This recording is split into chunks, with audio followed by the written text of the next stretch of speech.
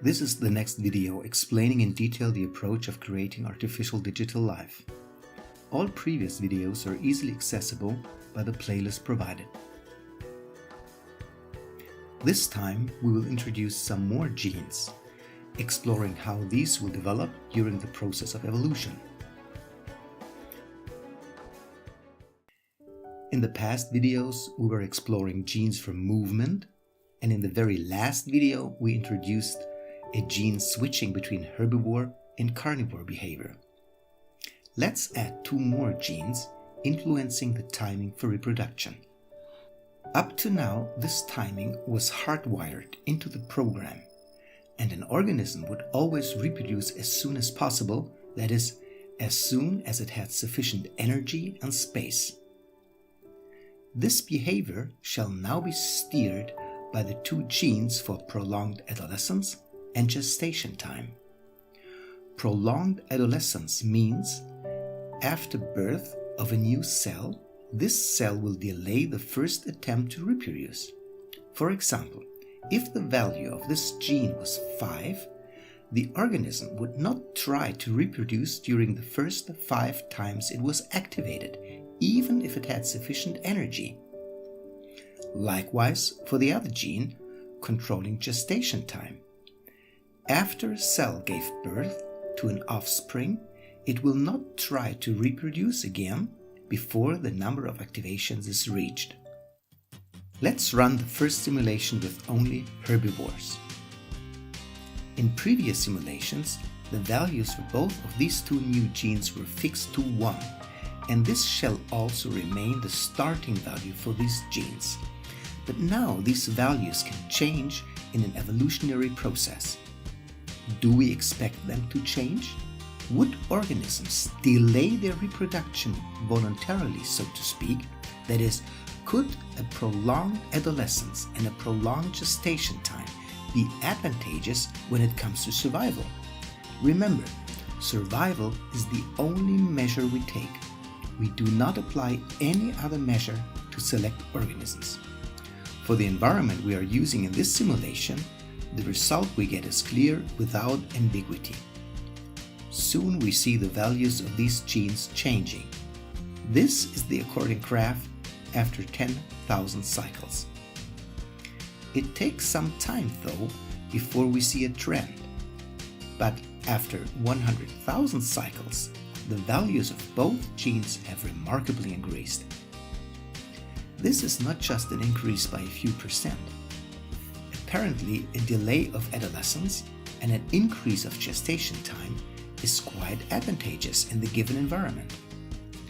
Curious to know how much these values would increase? Let's check after 1 million cycles. Tremendous! And we still do not see the values approaching asymptotic limits. It seems that only after 4 million cycles we get an idea of where the values are heading.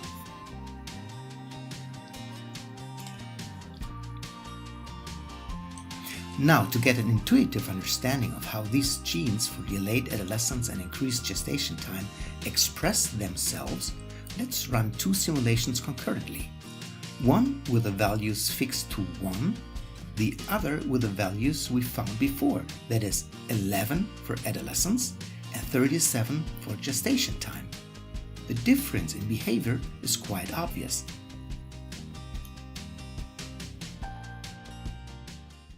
Let's add carnivores to the picture. We expect also carnivores to adapt their adolescence and gestation time. But will it be in the same manner as for herbivores? On one hand, we could argue there is not that much difference between these two classes of organisms, and hence we should see comparable values for these genes. On the other hand, we could argue carnivores live in a different environment, so to speak, because their food supply works very differently, and hence also the values for these genes should differ. As we have seen so often during our explorations, the behavior and development of complex systems is hard to predict, and often we are surprised by the results. And this is happening once again. When analyzing the situation after 1 million cycles, we discover that in fact the genes for adolescence is trending against the same value for both herbivores and carnivores. But look at the gene for gestation time. Whilst herbivores increase the gestation time remarkably, as we had already seen in the previous simulation, carnivores try to minimize gestation time as much as possible. Let's move to yet another additional gene. Usually in computer simulations for evolutionary processes, the mutation rates are fixed by the program and hence not changing for organisms over the course of time. In biology, this isn't necessarily the case. In fact, organisms have developed ways to decrease the mutation rate, for example by developing repair mechanisms. On the other hand, reality does not allow for a mutation rate of 0, due to external conditions, like radiation, for example. So if we provided our artificial organisms with the ability to adjust the mutation rate themselves, what would happen? Would the mutation rate tend towards 0 because genomes want to survive as they are and hence hate mutations, so to speak? Or would it increase because it leads to higher flexibility and hence such organisms are in favor to survive? Or would it bounce around, ever changing with no trend at all? The gene itself is represented by a floating point number between 0 and 1. A value of 0 would mean no mutations taking place. A value of 1 would mean that during the passing of genes from a cell to its offspring, every single gene is mutated, and hence the offspring had a random genome without any similarity to its predecessor. This, of course, prohibits any evolutionary process. The value of this gene may change by a max of plus minus 10%. So if the value of this gene in a cell was, say, 0.5, the offspring could have a mutated value in the range of 0.45 to 0.55. Again, we are starting with a simplified scenario, constraining ourselves to the genome for movement and the new gene for the mutation rate. Let's start with a value of 1 for the mutation rate. Of course, we see mutations all over, expressed by all the various colors you see in the simulation. Very quickly, the value decreases. For a better visibility, we are multiplying the value by 1000. After 10,000 cycles, the value has decreased to roughly 100. That is, the mutation rate has decreased by 90%. Also interesting to see that the decline is not all that uniform.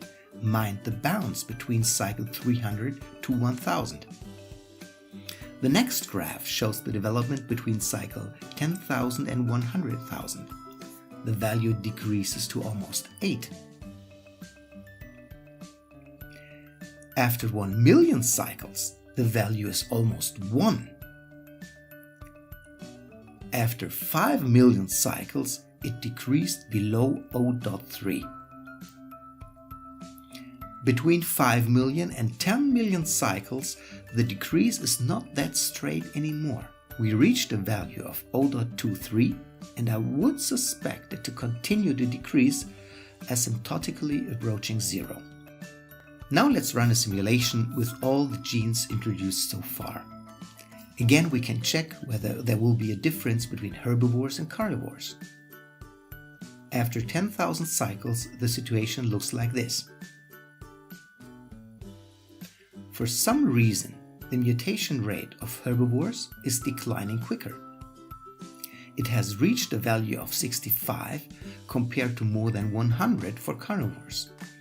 Inspecting the values up to cycle 100,000, we see both values declining, but carnivores always stay on a higher level.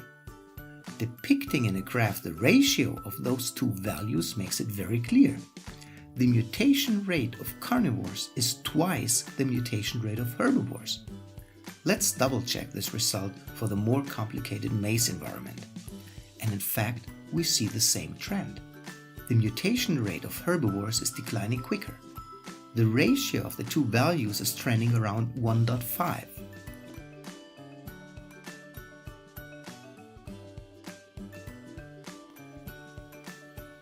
So much for today.